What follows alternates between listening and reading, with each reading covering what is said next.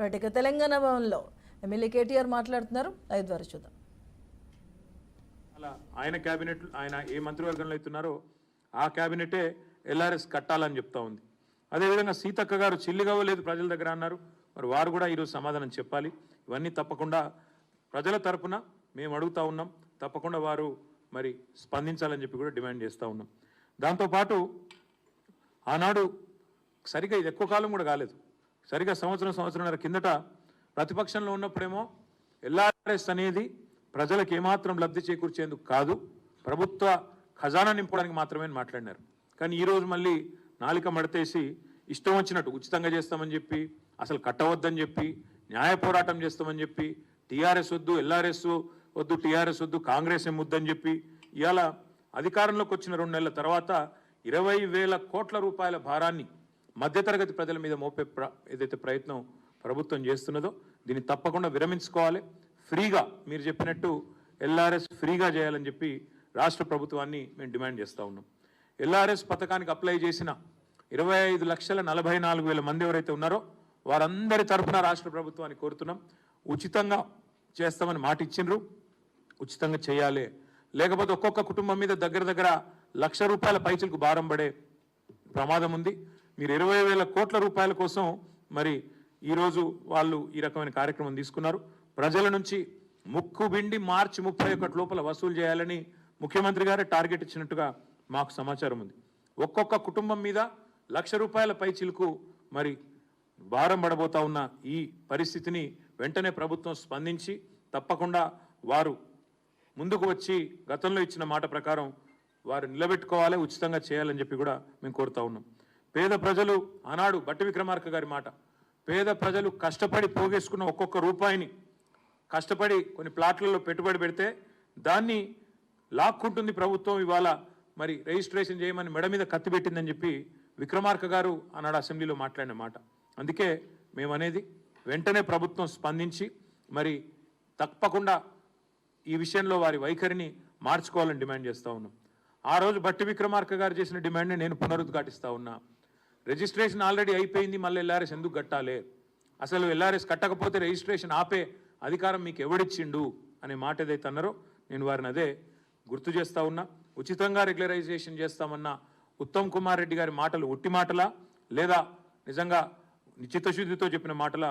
తప్పకుండా వారి సమాధానం చెప్పాలి అనే మాట కూడా నేను డిమాండ్ చేస్తూ ఉన్నా. దాంతోపాటు ఆ రోజు ప్రతిపక్షంలో ఉన్నప్పుడు ఒకలాగా, అధికారంలో ఉన్నప్పుడు మరొకలాగా వ్యవహారం చేస్తున్న మీ తీరును కూడా ప్రజలు గమనిస్తున్నారు. 25 లక్షల కుటుంబాలు, ఒకటి కాదు రెండు కాదు, 25 లక్షల కుటుంబాలకు సంబంధించిన ముఖ్యంగా పేద దిగువ మధ్యతరగతి కుటుంబాలు మరి మార్చి 31 లోపల మెడ మీద కత్తి పెట్టి కట్టాల్సిందే అని ముక్కుబిండి వసూలు చేసే ప్రయత్నం ఏదైతే చేస్తున్నారో దీన్ని తప్పకుండా నిరసిస్తున్నాము, ఖండిస్తున్నాము. తప్పకుండా క్షేత్రస్థాయిలో పోరాటాలకు కూడా పిలుపునిస్తూ ఉన్నాం. ఒకవైపు ఇప్పటికే పంటలు ఎండుతూ ఉన్నాయి, నీళ్లు లేక పంటలు ఎండుతూ ఉన్నాయి. మరి ఒకవైపు రైతు కుటుంబాలు కానీ దిగువ మధ్యతరగతి కుటుంబాలు కానీ ఇబ్బందుల్లో ఉన్నాయి. కాబట్టి కాంగ్రెస్ పార్టీ గతంలో ఇచ్చిన హామీని నిలబెట్టుకోవాలని డిమాండ్ చేస్తూ, ఉచితంగా ఎల్ఆర్ఎస్ను అమలు చేయాలని డిమాండ్ చేస్తూ, గతంలో ఈ మంత్రులు మాట్లాడిన మాటలు వారికి గుర్తు చేస్తూ 6వ తారీఖు నాడు, ఈరోజు 4వ తారీఖు, 6వ తారీఖు నాడు అన్ని నియోజకవర్గ కేంద్రాలు రాష్ట్ర వ్యాప్తంగా, హైదరాబాద్లో హెచ్ఎండిఏ కార్యాలయం దగ్గర, అదేవిధంగా జిహెచ్ఎంసీ కార్యాలయం దగ్గర, హైదరాబాద్ కాడికేమో జిహెచ్ఎంసీ కార్యాలయం, ముఖ్యమంత్రి, మిగతా అన్ని నియోజకవర్గ కేంద్రాల్లో ధర్నాలకు పార్టీ పిలుపునిస్తూ ఉంది. ఇది మరి ప్రజలు కూడా మాతో కలిసి రావాలని చెప్పి కూడా విజ్ఞప్తి చేస్తూ ఉన్నాం. ఎవరైతే 25,44,000 కుటుంబాలు ఉన్నాయో దీనివల్ల నష్టపోయేవారు, దీనివల్ల ఇబ్బంది పడేవారు, వారందరూ కూడా మద్దతు చెప్పాలని చెప్పి కూడా మేము విజ్ఞప్తి చేస్తూ ఉన్నాం. 6వ తారీఖు నాడు రాష్ట్ర వ్యాప్తంగా ధర్నాలు కూడా చేయబోతా ఉన్నాం. నిరసన కార్యక్రమాల్లో ఇది మొదటిది కాబోతా ఉంది. తదనంతరం జిల్లా కేంద్రాల్లో కూడా మరి జిల్లా కలెక్టర్లను కలవడం, అదేవిధంగా రెవెన్యూ ఆర్డీఓ గారు, కలెక్టర్లు అక్కడ కలెక్టర్లు లేని చోట ఆర్డీఓలు ఉన్న అక్కడ ఆర్డీఓలను కూడా కలిసి మా పార్టీ తరఫున బాధితుల తరఫున వినతి పత్రాలు కూడా అందజేస్తాం. తప్పకుండా మా పార్టీ తరఫున న్యాయ పోరాటం కూడా చేస్తాం ఈ విషయంలో అని చెప్పి కూడా నేను విజ్ఞప్తి చేస్తూ ఉన్నా. గతంలో మరి పిల్లేసిన వెంకటరెడ్డి గారు, గతంలో పెద్ద పెద్ద మాటలు చెప్పిన బట్టి విక్రమార్క గారు, ఆనాడు ఫ్రీ అని ఇవాళ ఫీజు అడుగుతున్న పెద్దలు ఎవరైతున్నారో వీరందరినీ కూడా నేను విజ్ఞప్తి చేస్తా ఉన్నా, స్పందించండి. తప్పకుండా మీరు స్పందించి మీ వైఖరి మరి మార్చుకొని తప్పకుండా మీరు ముందుకు రావాలని విజ్ఞప్తి చేస్తూ మరి ఈ వీడియోలు ఏవైతే బట్టి గారు చెప్పిన మాటలు, ఏదైతే సీతక్క గారు చెప్పిన మాటలు, ఉత్తమ్ కుమార్ రెడ్డి గారు చెప్పిన మాటలు ప్రతి గ్రామానికి ప్రతి పట్టణానికి కూడా సోషల్ మీడియా ద్వారా కూడా విస్తృతంగా పంపిస్తాం.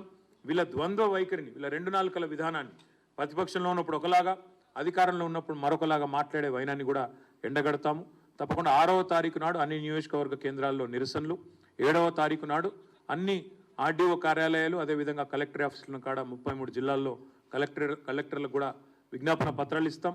అప్పటికి ప్రభుత్వం దిగిరాకపోతే న్యాయ పోరాటం కూడా ఈ 25 లక్షల కుటుంబాల తరఫున చేస్తాము. మేము కూడా ప్రజలకు విజ్ఞప్తి చేస్తూ ఉన్నాం. ఎల్ఆర్ఎస్ కట్టమని ఎవరైతే అధికారులు ఒత్తిడి చేస్తూ ఉన్నారో, ఫోన్లు చేస్తూ ఉన్నారో వారిని అడగండి, నిలదీయండి. మరి మీరే చెప్పారు కదా కాంగ్రెస్ వస్తే ఫ్రీగా ఎల్ఆర్ఎస్ అని చెప్పారు కదా, ఇవాళ ఎందుకు మాట నిలబెట్టుకోవట్లేదు అనే మాట కావాలంటే ఉత్తమ్ కుమార్ రెడ్డి గారి వీడియోని, బట్టి విక్రమార్క గారి వీడియోని, సీతక్క గారి వీడియోని ఆ అధికారులకు వినిపించి చూపెట్టి తప్పకుండా నిలదీయండి, అడగండి అని చెప్పి కూడా ప్రజలకు విజ్ఞప్తి చేస్తూ ఉన్నాం. ఎందుకంటే ప్రశ్నించకపోతే న్యాయం లభించదు. అధికారంలో రాగానే మాట మార్చిన కాంగ్రెస్ పార్టీ వైనాన్ని 25 లక్షల కుటుంబాలకు ఇవాళ ఒక్కొక్క కుటుంబం మీద లక్ష రూపాయల భారం మోపే ప్రయత్నాన్ని నిరసిస్తూ ఈ నిరసన కార్యక్రమాలను విజయవంతం చేయాలని చెప్పి బీఆర్ఎస్ పార్టీ క్యాడర్ మొత్తానికి కూడా విజ్ఞప్తి చేస్తూ మీకు కూడా మీడియా కూడా దయచేసి సపోర్ట్ చేయాలని చెప్పి కూడా విజ్ఞప్తి. ధన్యవాదాలు.